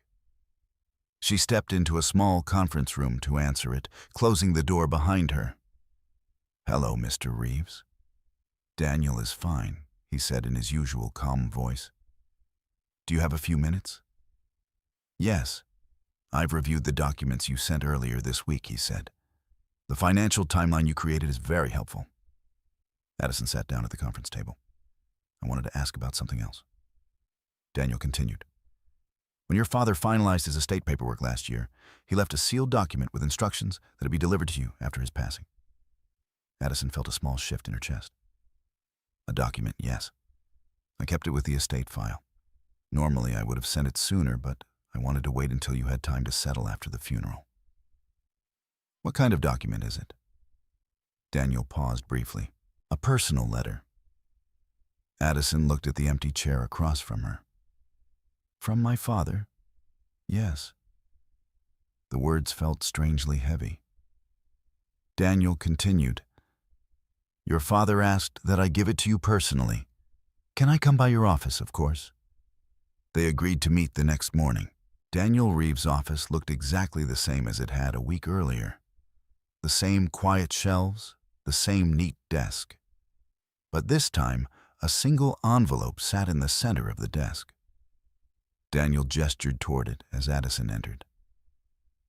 "Your father left this with me 12 months ago." The envelope was plain, cream-colored, Addison's name written on the front in Thomas Whitfield's steady handwriting. She recognized the pen immediately. Her father always used the same blue fountain pen for important documents. Daniel remained silent as Addison sat down. She ran her finger lightly across the edge of the envelope before opening it. Inside was a single sheet of paper. Her father's handwriting filled the page. Addison began to read. Addison. "If you are reading this letter, it means I am no longer here to have this conversation with you directly. That thought bothers me more than I can easily explain. But life does not always give us the chance to finish every discussion we begin, so I'm writing this now." Addison paused for a moment before continuing. "You have always been careful with money. I'm proud of that. But money itself is never the real challenge. People are." Addison felt her throat tighten slightly. "Over the years, I've noticed that when people learn someone has received an inheritance, their behavior often changes. Not always in obvious ways. Sometimes it begins with advice. Sometimes with opportunities. Sometimes with pressure disguised as concern." Addison continued reading slowly. "You are a thoughtful person, but thoughtful people can also feel responsible for everyone else's problems. Please remember this. You are not responsible for solving financial difficulties that belong to other adults. Addison took a slow breath. The letter continued. If anyone encourages you to move quickly with decisions about the estate, wait. If anyone asks you to sign documents before you fully understand them, wait. If anyone tells you that family loyalty requires financial sacrifice, wait. Time has a way of revealing intentions. Addison felt her father's voice echo in each sentence. Patient, practical, steady. The final paragraph was shorter. I trust your judgment, but I also know that grief can make decisions feel urgent. There is no urgency. Protect what you've been given until you are absolutely certain what should be done with it. Love, Dad. Addison lowered the letter slowly. The room was quiet. Daniel Reeves watched her carefully. He wrote that shortly after finalizing the will, Daniel said. Addison nodded. He expected pressure. Daniel leaned back slightly in his chair. Your father was very perceptive. Addison folded the letter carefully and placed it back inside the envelope. Did he say anything else about why he wrote it? Daniel considered the question. He mentioned that he had observed tension between your husband's family and financial boundaries. Addison was not surprised. Thomas Whitfield had always paid attention to the details other people ignored. Daniel continued. He also believed that documentation protects people from misunderstandings. Addison almost smiled. That sounds like him. Daniel nodded. Yes. He slid another small folder across the desk. This contains copies of the estate documents in case you need them. Addison accepted the folder. Thank you. Daniel studied her expression. May I ask how things are progressing at home? Addison considered how to answer. They're becoming more direct. Daniel was not surprised. That usually happens once initial persuasion fails. Addison told him about the dinner at Carol's house, the investment proposal, the request for $200,000. Daniel listened carefully. And your husband confirmed the planning began before your father passed away? Yes. Daniel tapped his pen lightly against the desk. That detail is important. Addison understood why. It suggested intention, preparation, expectation. Daniel spoke again. For now, the best course remains the same. Document everything. Yes. Addison stood. She slipped the envelope containing her father's letter into her bag. As she prepared to leave, Daniel added something else. If the pressure escalates, there are legal options available. Addison nodded. I hope it doesn't come to that. Daniel gave a small, thoughtful look. So do I. When Addison returned home that evening, Joe was already there. He sat on the couch, watching television. Hey, he said when she walked in. Hi. Joe glanced toward her bag. Busy day, yes. Addison hung her coat and walked into the kitchen. She poured herself a glass of water. Joe followed her a moment later. What did you do today? Addison turned toward him. I met with my father's attorney. Joe's expression changed slightly. Why to review the estate documents? Joe crossed his arms. You already know what they say? Yes. Then what's the point? Addison considered the envelope inside her bag. My father left a letter for me. Joe's eyebrows lifted. A letter? Yes. What did it say? Addison looked at him for a moment. It said to be careful. Joe frowned. Careful about what financial decisions? Joe let out a short laugh. Of course he did. Addison waited. Joe continued. He never trusted my family much. Addison did not respond. Joe walked back toward the living room. Well, he said you can't live your whole life waiting for problems that might never happen. Addison watched him go. Then she returned to the kitchen table and opened her laptop. She added another entry to the timeline. Letter from Thomas Whitfield received advised caution regarding financial pressure. Then she sat quietly for a moment. Her father had written the letter a year earlier, long before the dinner, long before the emails, long before Joe's family began pushing for access to the inheritance. But the message inside it had predicted almost everything. Advice, opportunity, pressure disguised as concern. Addison closed the laptop slowly. For the first time since her father's death, she felt a sense of clarity settle in her mind. Thomas Whitfield had not left her only money. He had left her preparation. And now the situation with Joe and his family was beginning to unfold exactly as he had expected. What Addison did not yet know was that the next stage of that pressure would reveal even more than the conversations before it. Because people who believed they deserved something often made their biggest mistakes when they thought time was running out. The shift began quietly. For almost a week after Addison told Joe about the letter from her father, no one in the Whitfield family mentioned the inheritance again. Joe remained distant but polite. Carol did not send messages. Mark did not bring up the construction project. At first glance, it looked like the pressure had faded. But Addison had already learned that silence often meant something else. Preparation. The first sign appeared in the form of an email. It arrived on a Monday afternoon while Addison was reviewing a compliance report at work. The sender was Joe. The subject line read, "Financial clarification."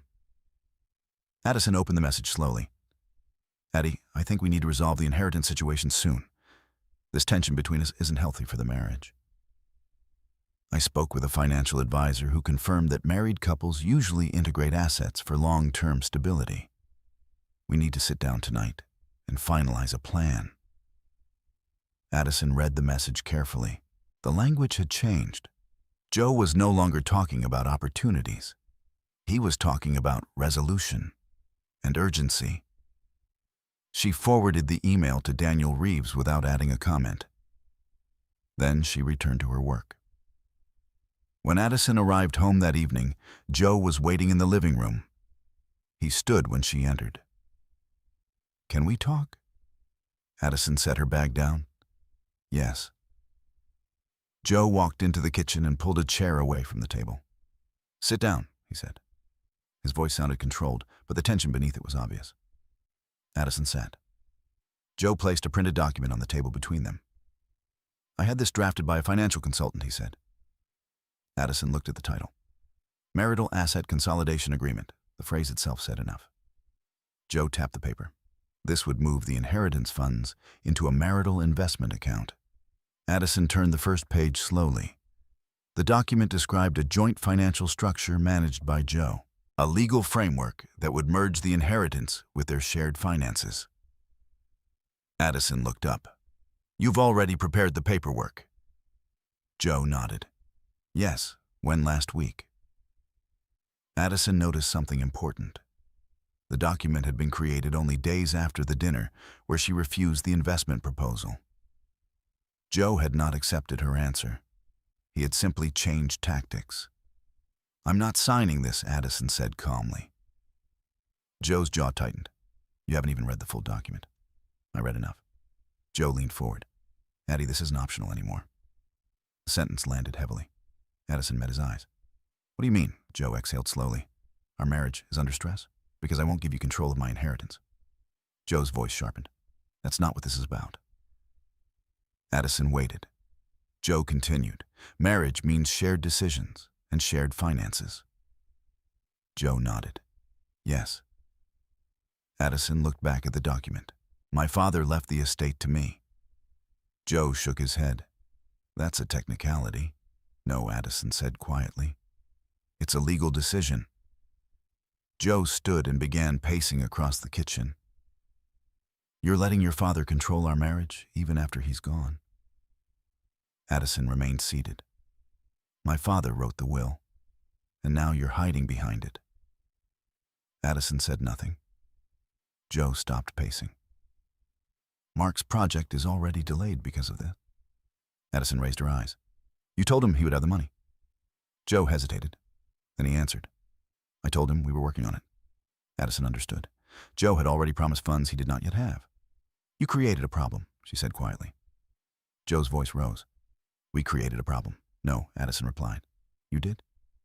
Joe slammed his hand lightly against the table. "This is exactly what Mom warned me about." Addison looked at him. "What did she warn you about?" Joe hesitated. Then he spoke more carefully. She said grief can make people irrational. Addison almost smiled. I'm being irrational because I won't sign a financial transfer.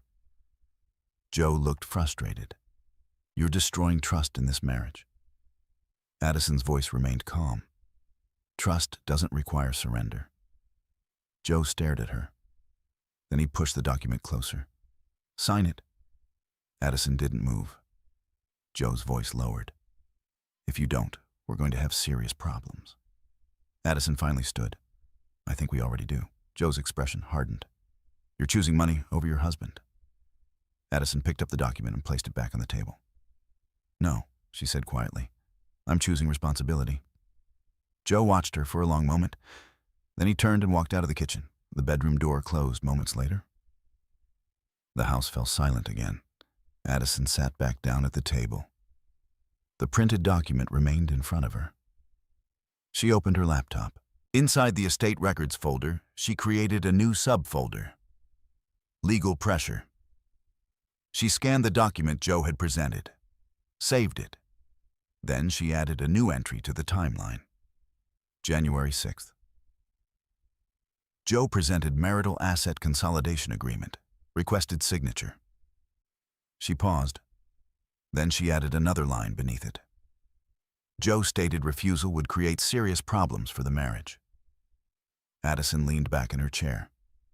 Daniel Reeves had predicted something like this. When persuasion failed, pressure increased. What Joe had done tonight was more direct than anything before. But it also revealed something else. Desperation. Joe and Mark were running out of time. Mark's project required money. Joe had promised access to funds that Addison had not agreed to release. And now the situation had reached a point where Joe believed forcing a decision might succeed where persuasion had failed. Addison closed the laptop and looked at the document again. The language was carefully written, professional, structured, but its purpose was clear. It would transfer control of the inheritance into Joe's hands. And once that happened, the legal protections Daniel Reeves had explained would disappear. Addison folded the paper slowly and placed it back on the table. Then she opened the notes application on her phone. Another entry appeared in the timeline. Joe escalating pressure after refusal of investment proposal. She saved the note. The house remained quiet. But Addison Whitfield understood something important. Joe believed he was pushing her toward a decision. What he did not realize was that every step he took, every document he produced, every threat he implied, was becoming part of a record. And that record was approaching a point where it might matter far more than Joe understood. Because when pressure crossed the line between persuasion and coercion, the law began to see things very differently. And Addison Whitfield was no longer the only person observing the situation carefully. Daniel Reeves was watching too. The pressure did not stop after Joe placed the agreement on the kitchen table. It changed form. Over the next several days, the Whitfield family began reaching out more frequently than before. But now the tone was different.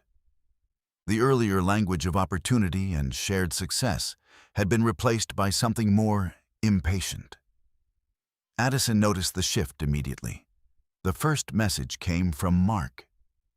It arrived the morning after Joe demanded she sign the agreement. Addie, Joe told me you're still holding back on the investment. We're getting close to a critical deadline on the project. We really need clarity. Addison read the message while sitting at her desk at work. She did not reply. Instead, she took a screenshot and added it to the legal pressure folder on her laptop. 20 minutes later, another message arrived. This time, from Carol. Sweetheart, I hope Joe didn't upset you last night. He's under a lot of stress because of the situation with Mark's project. Addison recognized the pattern immediately. Soothing language, but still connected to the same goal. Carol continued. Families support each other during difficult moments. I know Thomas would have wanted you to help your husband succeed. Addison read that sentence twice. Then she saved the message. Her father's name had now become part of the argument. By the afternoon, Joe sent another email. The subject line read, Urgent Timeline. Addison opened it calmly. Addie Mark's construction project is reaching a point where financial commitments have to be confirmed. If the investment doesn't happen soon, the opportunity will collapse. I need to know if you're willing to sign the consolidation agreement this week, Joe. Addison forwarded the email to Daniel Reeves without comment. The response arrived later that evening. Continue documenting. Do not sign anything. Addison closed the laptop. The advice was simple, and it matched exactly what her father had written in his letter. Wait. Let time reveal intentions. That evening, Joe returned home later than usual. He walked into the house carrying his phone in one hand, speaking quietly as he entered. "Yeah," he said into the receiver. "I'll handle it." When he saw Addison in the kitchen, he ended the call. "That was Mark," he said. Addison nodded slightly. Joe placed his phone on the counter. "He's nervous, I can imagine." Joe sighed. "The project is moving forward whether you participate or not." Addison poured herself a glass of water. "Then why keep asking me to participate?" Joe looked irritated. "Because it would solve a lot of problems." Addison studied him carefully. "Financial problems." Joe didn't answer. That silence said enough. Joe leaned against the counter. "You're making this harder than it needs to be." Addison remained calm. "I'm making sure it's not a mistake." Joe's voice sharpened. "You're acting like this is some kind of trap." Addison said nothing. Joe continued. "Do you think my family is trying to steal from you?" The question hung in the air. Addison considered her answer carefully. "I think your family wants access to my inheritance." Joe laughed bitterly. "That's the same thing." Addison didn't respond. Joe paced across the kitchen. Mark already committed resources to this expansion. That was his decision. Joe stopped pacing. "You're part of this family." Addison met his eyes. "Being part of a family doesn't erase legal boundaries." Joe shook his head. "You sound like a lawyer." Addison almost smiled. "I've been talking to one." Joe stared at her. "You told Reeves about this?" "Yes." Joe's frustration became visible now. "So now you're bringing lawyers into our marriage?" Addison spoke gently. "I'm protecting my father's estate." Joe pointed toward the kitchen table. "By treating your husband like a criminal," Addison did not raise her voice. "I'm treating the situation seriously." Joe opened his mouth to respond, but his phone rang again. He looked at the screen. Mark. Joe stepped into the hallway to answer. Addison could hear parts of the conversation from the kitchen. "I know. She's still refusing." "I'm trying." His voice lowered further. Addison could not hear the rest, but something about the tension in Joe's voice suggested the conversation was not going well. A few minutes later, Joe returned. He looked tired. "Mark is running out of patience," he said. Addison didn't respond. Joe continued. "He's already promised the investors that the funding would be secured." Addison's voice remained calm. That was premature. Joe ran his hand through his hair. "You're putting me in an impossible position." Addison studied him quietly. "No," she said. "You put yourself there." Joe looked at her for several seconds. Then he said something that revealed more than he intended. "If this project collapses, Mark could lose everything." Addison asked quietly, "How much money has he already committed?" Joe hesitated. Then he answered, "Almost 200,000. The number echoed the same amount Mark had asked Addison to invest. Addison understood the implication immediately. Mark's financial situation was far more serious than he had admitted at the dinner table. Joe continued speaking. He used personal loans to secure equipment and investor commitments. Addison nodded slowly. "And now he expects my inheritance to stabilize the project." Joe didn't deny it. Silence filled the kitchen again. Finally, Joe spoke in a quieter voice. "You could fix this." Addison looked at him. "Fix what? The entire situation?" Addison's answer came gently. "It's not my situation to fix." Joe turned away. The conversation ended there. Later that night, after Joe had gone to bed, Addison sat alone at the kitchen table again. Her laptop glowed softly in the darkened room. The timeline document had grown long. Dozens of entries now filled the screen. Emails, messages, financial records, notes from conversations. Addison added 3 more lines. January 8th. Mark requested urgent decision via text. January 8th. Carol referenced Thomas Whitfield's wishes in message. January 8th. Joe confirmed Mark has already committed large financial resources to project. She saved the file. Then she leaned back in her chair and stared at the screen. The pattern had become unmistakable. Joe and Mark were no longer trying to persuade her gently. They were trying to rescue a financial situation that had already begun collapsing. And the inheritance represented their final solution. What they did not realize was that their growing urgency was revealing more information with each passing day, and the more information they revealed, the clearer the entire story was becoming.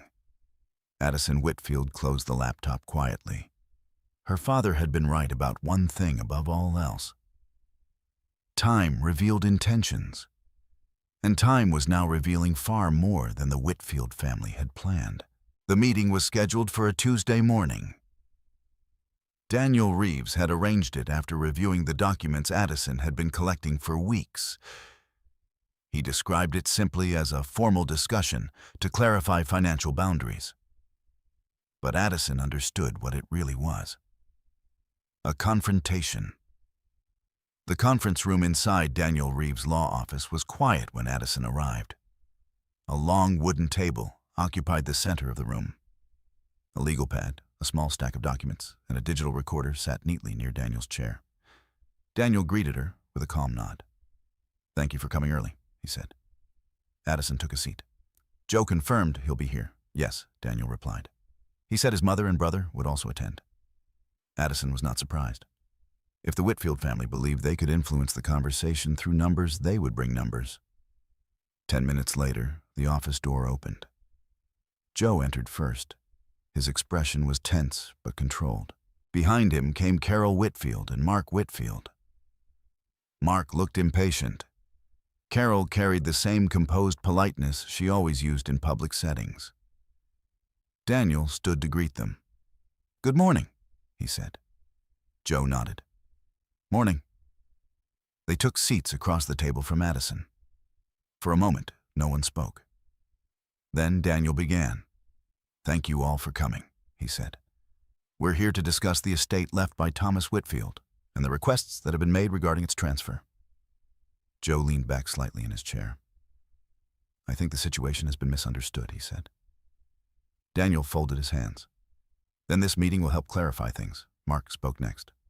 "Look, we're not trying to create conflict," he said. "We just want Addison to consider a reasonable investment opportunity." Daniel nodded slightly. "I understand that position."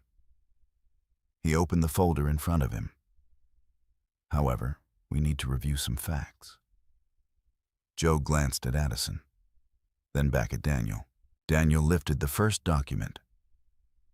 "This is the will of Thomas Whitfield." He placed a copy on the table. It clearly states that all estate assets, including the Columbus property and associated financial accounts, transfer exclusively to Addison Whitfield. Carol spoke gently. "We're aware of that." Daniel nodded. "But recent communications suggest attempts to transfer those assets into a joint financial structure." He slid another document forward. "The marital asset consolidation agreement drafted last week." Joe shifted slightly in his chair. "That was just a proposal." Daniel looked directly at him. "A proposal presented with urgency." Joe opened his mouth to respond, but Daniel continued. "In the messages Addison provided, you indicated that refusing to sign the document would create serious problems in the marriage." Joe's expression tightened. "I didn't mean it like that." Daniel made a note on his pad. Mark leaned forward. "Look, the point is, the investment opportunity," he said. Daniel reached for another set of papers. "These bank records indicate that financial transfers from Joe Whitfield to Whitfield Construction Consulting have occurred repeatedly over the past year." Mark stiffened slightly. Joe looked surprised. Daniel continued calmly. 3 transfers totaling $13,500. Mark glanced at Joe. Joe looked uncomfortable. Daniel placed the documents on the table. These payments occurred before Thomas Whitfield passed away. Carol's voice became sharper. What does that have to do with anything? Daniel answered quietly. It establishes that financial pressure existed prior to the inheritance discussion. Silence filled the room. Daniel reached for another document. This is an email sent by Joe Whitfield asking Addison to sign the consolidation agreement within a specific timeline. Joe spoke defensively. I was trying to solve a problem. Daniel nodded. Yes. He looked down at the next page. And according to another message, Mark Whitfield had already committed approximately $200,000 in project funding. Mark's voice rose slightly.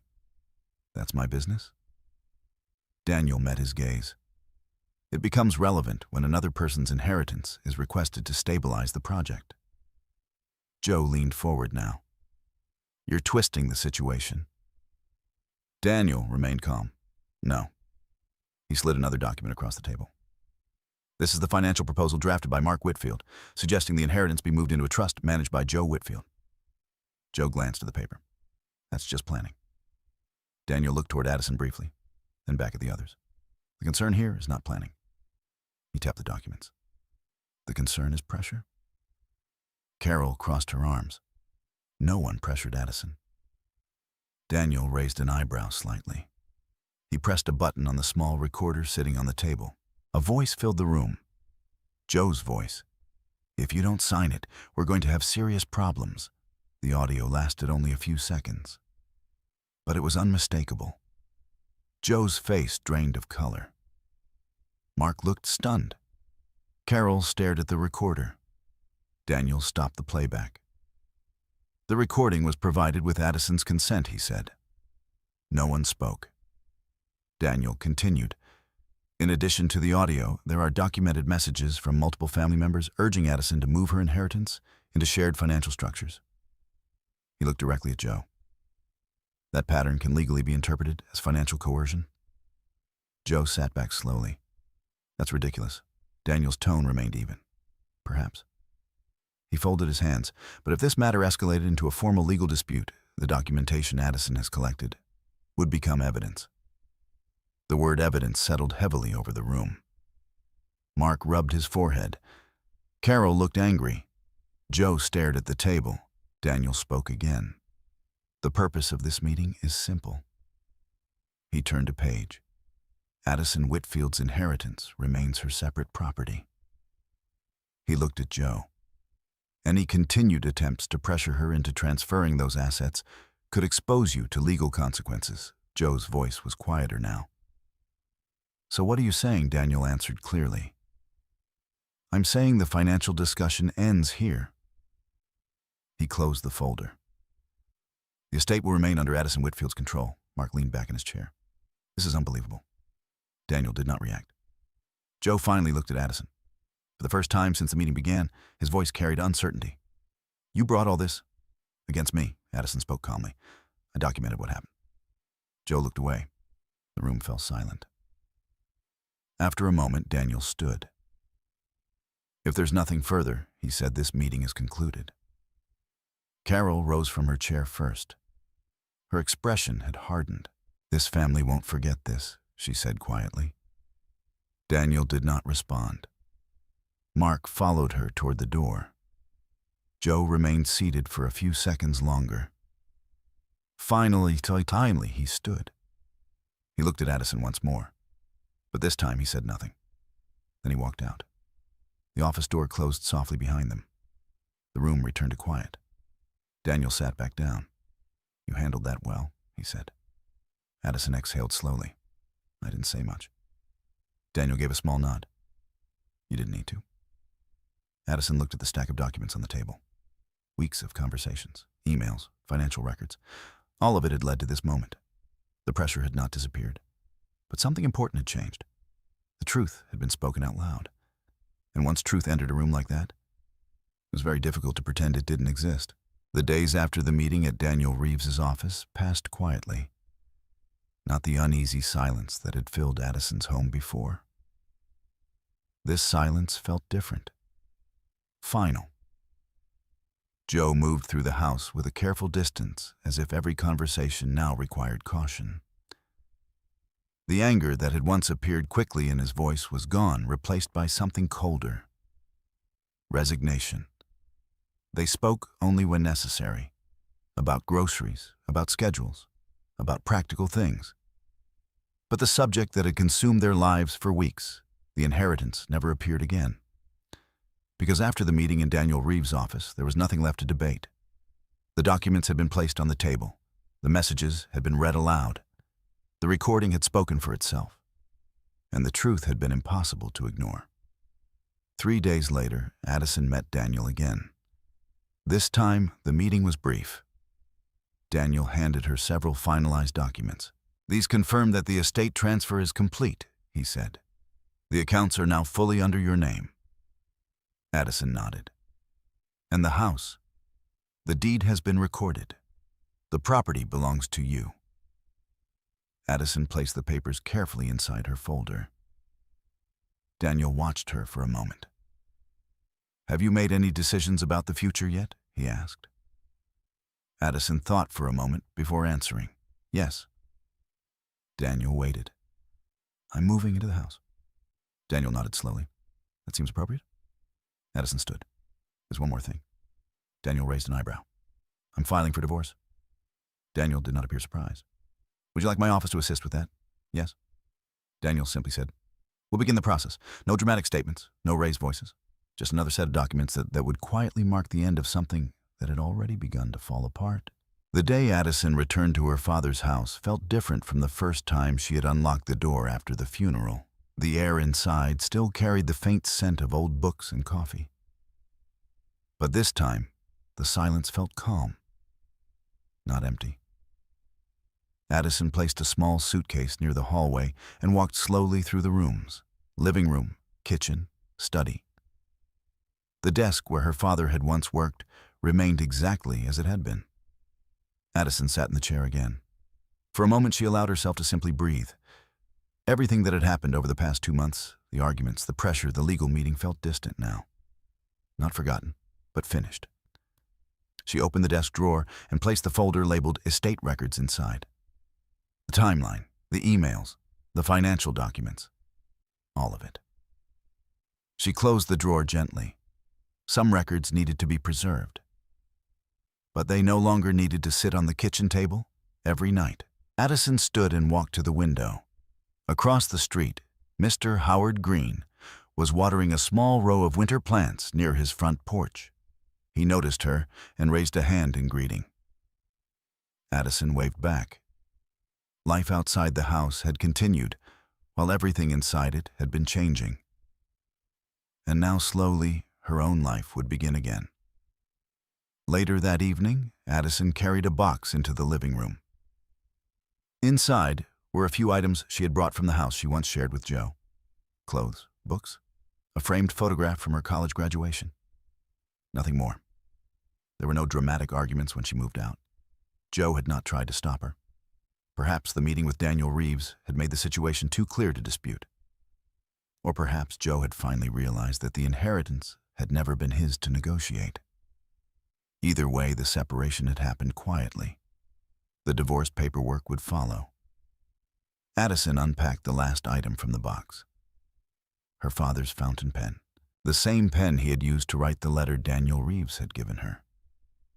She placed it carefully on the desk in the study. Then she opened the envelope again and read the letter one more time.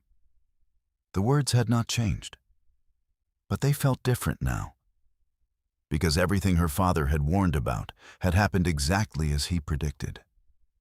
Advice, opportunities, pressure disguised as concern.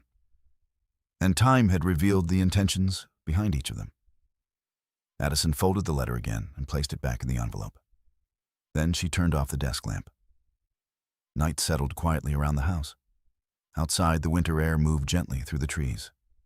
Addison Whitfield stood for a moment in the dim light of the hallway. 2 months earlier, she had stood in a funeral home, surrounded by people who believed she was alone. A grieving daughter. Someone easy to persuade. Someone too quiet to resist. They had mistaken silence for weakness. They had mistaken patience for confusion. But silence, when used carefully, had its own strength. Because silence allowed people to observe, to document, to understand. And when the truth finally arrived, it did not need to shout. It only needed to be shown. Addison walked back into the living room and turned off the final light. Tomorrow she would begin small repairs on the house. New paint, a few changes to the kitchen. Nothing dramatic, just quiet improvements. The kind her father would have appreciated. And when the work was finished, the house would not feel like an inheritance anymore. It would feel like a home again. Addison Whitfield closed the door behind her and stepped onto the front porch. The night air was cold but clear. For the first time since her father's death, she felt something steady inside her again. Not relief, not victory, something simpler. Peace. After everything that happened in Addison Whitfield's life, the ending did not arrive with celebration. There was no public humiliation for the people who had tried to take advantage of her grief. No dramatic confrontation. No victory speech, just distance and dignity. Sometimes justice looks quieter than people expect. It appears in a signed document that restores ownership, in a legal record that confirms the truth. In the moment, someone chooses to walk away rather than continue a fight that no longer deserves their time. Addison did not tell the story publicly. She did not try to embarrass Joe or his family. The evidence she collected served its purpose in the room where it mattered. After that, she simply moved forward because the most powerful response to manipulation is not revenge. It is clarity. And once clarity arrives, some relationships naturally fall away. But something else remains: self-respect, the kind that grows slowly when someone protects what was entrusted to them. Thomas Whitfield had not only left his daughter a house and a savings account. He had left her preparation, patience, and the understanding that careful records can protect the truth when emotions cannot. If you stayed with Addison's story all the way to the end, thank you for being here. Stories like this travel far beyond a single place. So if you'd like, share where you're watching from and what time it is there right now. It's always interesting to see how many different corners of the world connect through stories about dignity and quiet strength. And if this story meant something to you, you're welcome to like the video or subscribe to the channel so you won't miss the next one. Sometimes the strongest people are the ones who say the least. And sometimes the most important victories happen in silence.